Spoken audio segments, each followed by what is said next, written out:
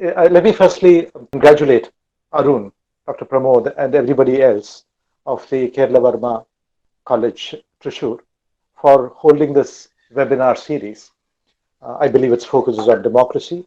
And what better day to start this than Mahatma Gandhi's birth anniversary, celebrated all across the world as the International Day of Nonviolence.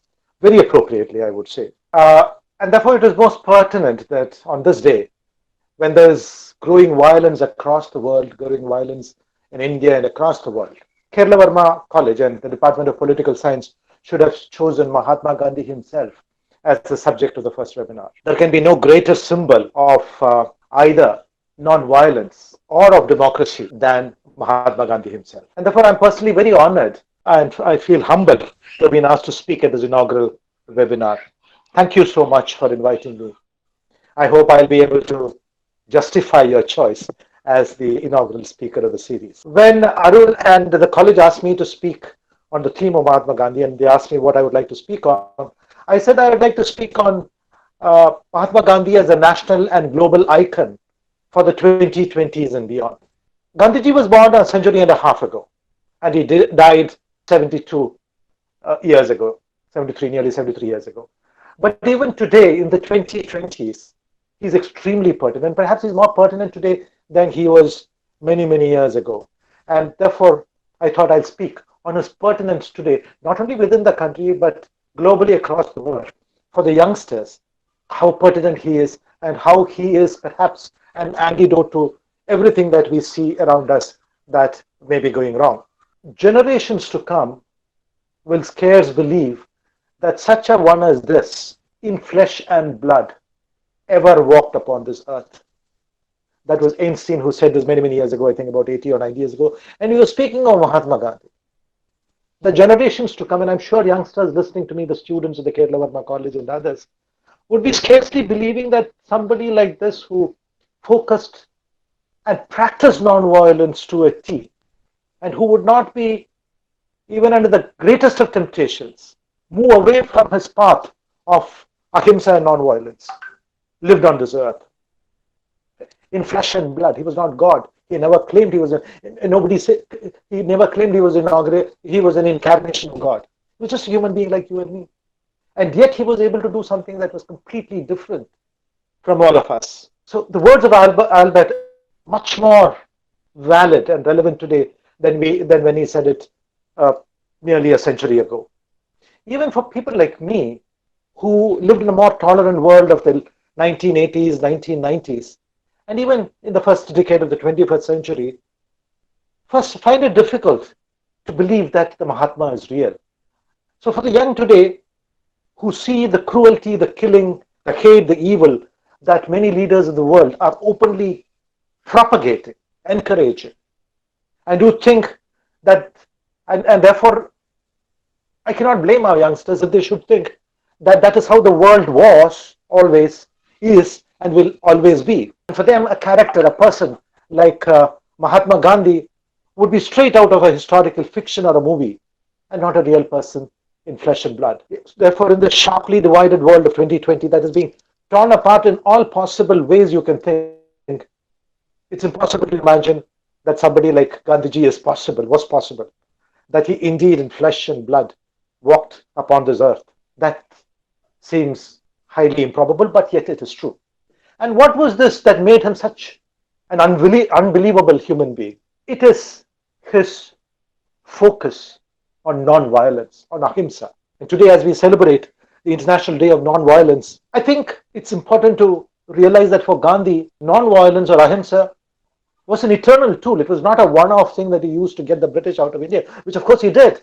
For him, it was an eternal tool, a tool beyond time, a tool beyond borders. And that is why it is as relevant today. The tool of ahimsa, the tool of non-violence, is as relevant today as it was 100 years ago, 150 years ago, and will be as relevant today as it will be as relevant 100 years from now, 150, 200, 300 years, a millennium down the line, as long as sapiens exist, as long as human beings exist. What Mahatma Gandhi did was to turn this philosophy, this ethos of non-violence, basically an ethos of to be practiced between individuals and individuals into something to be practiced between nations, between country and country, between communities and community. Nations have always thought that it was war which would decide outcomes. Wars were used to conquer, to throw off conquering countries and tribes and communities and nations. It was used to throw off even oppressive regimes. Violence between nations and within groups and within factions of a country was always met with violence. For Mahatma, therefore, Gandhi, therefore, ahimsa or non-violence was not simply a theoretical creed. It was to be practiced at all levels. It was to be practiced between individuals, between families, between villages, between towns, between cities, between kingdoms, and between countries. For Mahatma Gandhi, therefore, it was a tool. It was a very practical tool, one that he incessantly used, as in his own words, as a weapon against the British, and was able to throw the British out. There are such contradictions in the terms that Mahatma Gandhi used. A weapon. How can nonviolence be a weapon? A weapon is by definition something violent. But Mahatma Gandhi was able to use words of violence that we normally associated with into words of peace. Non-violence as a weapon of peace. Non-violence as a weapon against oppression. These are positive contradictions, I would say, that Mahatma Gandhi gave us through his life and the message he sort of bequeathed to us. When the rest of the cynical world today, as in, for those of you who have read George Orwell's 1984 in Animal Farm, used such words in a completely different manner. They would use the word peace to camouflage war and violence. For example, a department devoted to war and killing would be called the Ministry of Peace. An army meant for attacking neighbors and killing would be called the Ministry of Defense, which is really the Ministry of Offense. The Ministry of Peace was really the Ministry of War. Gandhiji did the opposite.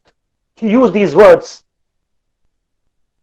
which were normally associated with violence to associating them with peace and non-violence. He used words associated with violence to blunt violence and to take peace forward. So a weapon for him was not a weapon of violence, as we would normally associate with, but an instrument of peace, but a weapon of peace. He was therefore, if it's possible, the opposite of a cynic. And by an opposite of a cynic, I don't mean an optimist, but an anti-cynic, if you will. Something for him, cynicism did not exist. So that is what the fundamental principle, that the fundamental ethos, the fundamental message that Mahatma has bequeathed to us. And those are, even today, in the 2020s and beyond, as relevant to the world and to the global community and to India as it was a century and a half ago. For those of you youngsters who might think that Gandhiji was born a Mahatma, no, he was not. He was born like you. He was born like me.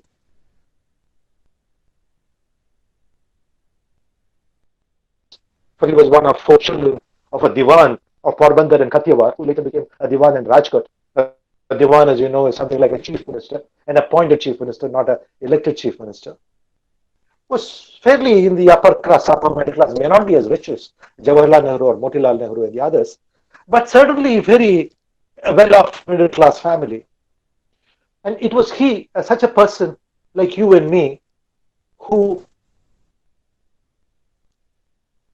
gave up all those, sacrificed all those, and threw them all out, and slowly became what we call him today, Mahatma. But that journey for him was not an easy journey. It was a baptism by fire.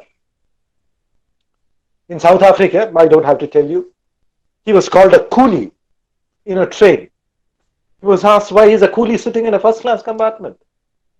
A first-class compartment was not reserved for Indians or browns or blacks, it was for white people. And so in 1893, when he had, after passing and the Bharat Law degree in London, all of 24 years of age, like most of you, when he was thrown out of that train in Peter Maritzburg in South Africa, it was a it was a moment of epiphany for him. It was a moment of revelation for him. He realized that there was so much hate in the world, so much of looking down upon others in the world. People different from us, people wearing different clothes, people different language, different color, not as white as somebody else, not as brown as somebody else, not as black as somebody else. The difference, he realized, led to hate. And then I suppose when he was lying on that platform, thrown out of a train, that was perhaps when he realized that hate is evil. And more importantly, I think as he lay there, helpless on that station platform in South Africa, he realized how helpless individuals like him, like you, like me, like the downtrodden, the marginalized, the poor, the Dalits, how helpless individuals are over an evil state, an evil governance, an evil system of ruling, a system of administration. He realized that against the violence of the organized state, the individual is helpless. That was when perhaps he realized that for a helpless person, for a helpless individual, or even a helpless country or a helpless nation, you cannot win over evil with evil. That you cannot win violence with violence.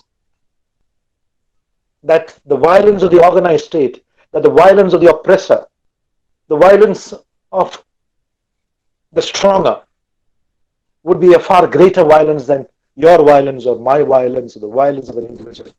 That the only way you can beat violence, as Buddha said, as Jain Muni said, as Ashoka realized, was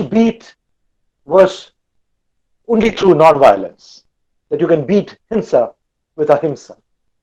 Perhaps that realization must have dawned on that young 24-year-old young Gandhi when he lay there.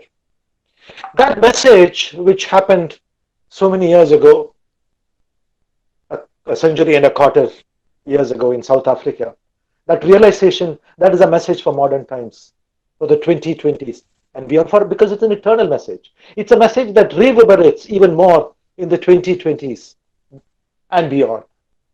That the response to violence is not violence. That the response to violence is non-violence. That's not the message of a mere theorist, but it's a message of a pragmatist. A pragmatist who realized that your violence can never be as strong as the violence of your oppressor. And he also realized that non-violence is a million times, a zillion times stronger than any violence can be. Because ultimately, it is the mind that rules the hand. It is the pen that's mightier than sword. It is non-violence that is a million times stronger than violence. He was a pragmatist, Mahatma, who showed that it's not just in theory that you can throw out kingdoms, a kingdom where the sun never set, with the power of that non-violence. So it is a message not of a coward, not of one who withdraws from the battle. It's a message of a karma yogi, a message that is politically and internationally different from what we were all used to till.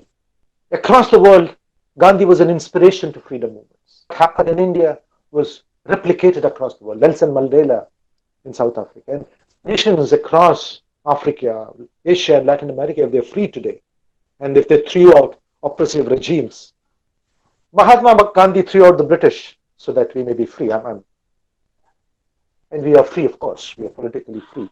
And now I'm speaking specifically of India. We are politically free. Nearly 1947, nearly 73 years of freedom.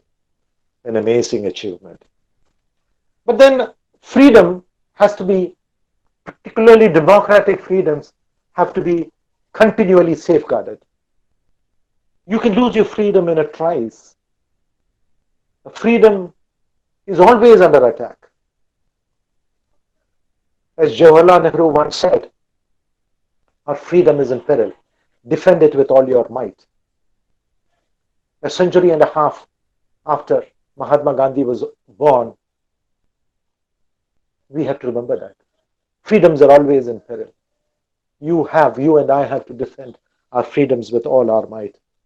We must protect the freedom that the previous generation has bequeathed to us. You and I were born after independence. We have been bequeathed a free country or free countries across the world. And now we have a duty, a karma to protect that freedom and pass it on to future generations. The sacrifices, the 6, 9, 10 years of jail that Mahatma Gandhi and others underwent should not go in vain, so that we lose our freedoms and we are not able to pass on to our future generations what was bequeathed to us by our forefathers. We must protect that freedom for our future generations. So, just as Mahatma Gandhi for greater oppression of people, it is being used to bring in heavy-handed decisions which, if there were no COVID across the world, governments would not have dared to take. But under the cover of COVID, laws and implementation of laws are taking a turn towards the negative. That is a sad situation that's arising through COVID. That's injustice. That's evil. And were Mahatma Gandhi alive today, he would have resisted it. He would have fought against it. He would have used nonviolence and peace to fight against it. But that's happening all over the world. I mean, COVID is being used to put down people's aspirations, people's desires to come out, and that should not happen. So, from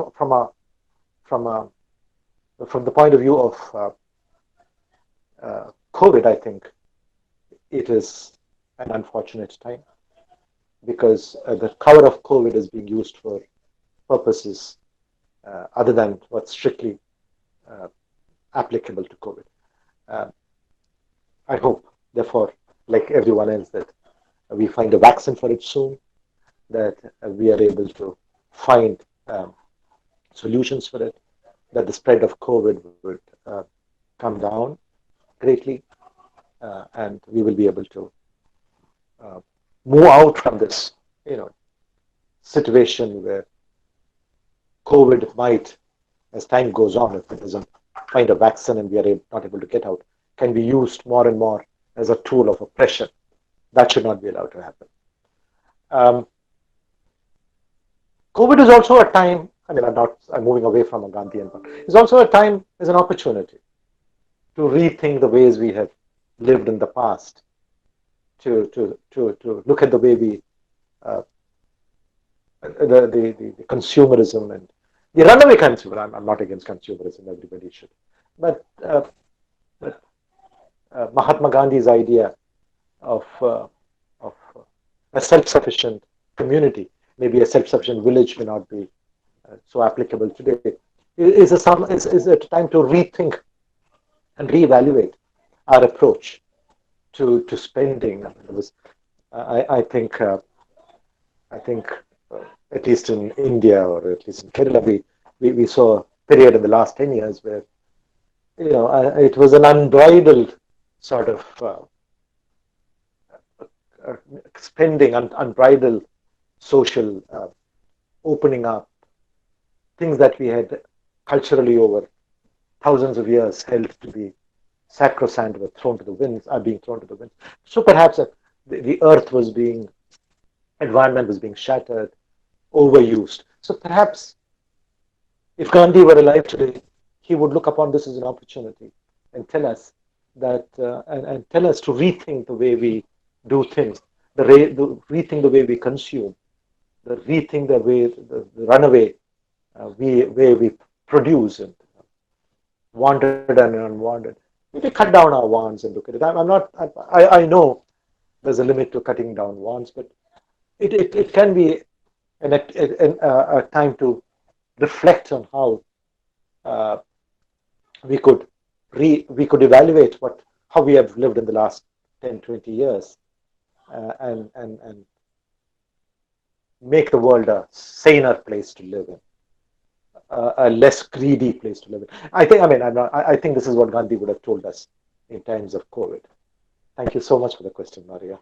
Sir, myself Renjida Rajan, final year PG student, Sree Varma College. So my question is, Gandhi as a national leader who stand always the welfare of Dalit community. But in India, the majority of Dalit community face a lot of challenges in the recent case also. So in this context, what are the relevance of Gandhian ideas or Gandhian ideas for overcoming these challenges faced by the Dalit community? I think Gandhi's message was very clear. I think for him, the oppressed, the weak, the marginalized, were the most important in his life. I think I don't remember the exact words, but he said, if you have a doubt in your mind at any stage, try to remember the face of the most poorest, hungry man that you met. So whether it's the Dalits or the hungry and the poor and the weak, he would have stood by them and he would have been a beacon of hope for them. And in his absence, now that he's dead, I think you, Ranjita, and everybody else, you have a responsibility to carry that forward into 2020 and beyond. You cannot, you have to, oppressing Dalits or anybody else is evil. You can't make compromises with evil. You have to stand up for it.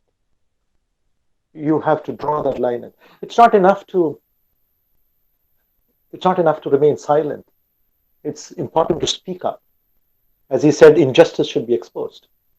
When he was asked about Hitler, his answer, which I said, injustice has to be exposed as injustice. So it's very important that we should stand up for people who are oppressed. Take a stand and speak about it. And for young people like you, Ranjita, and everybody else, I think you have a duty to do that, a karma to do that. Because as I said earlier, a previous generation bequeathed to us, and to some extent we bequeath to you, a free India. Now, if you are not able to do that and hand it over like we received it and we gave it to you, if you're not able to hand that over to your children, then what was the use of Gandhi? Gandhi would have been, all that he did, all the years that he spent in jail would be irrelevant. So you have a duty to do that. And you have a duty to speak up for injustice where you see it. And that's true of every young person, young and old, not merely young. When that happens, you have to speak up for it, speak up against injustice, against evil, with non-violence.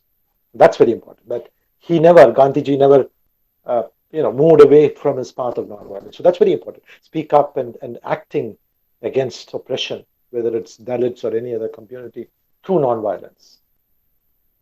Showing the other cheek, meeting himsa with ahimsa is very important. And his message to you, Ranjita, and everybody else listening to me, youngsters and others, is that you have a duty on this day to pledge yourself to carry that forward, to speak up against injustice. I don't know whether I've answered your question, but there it is.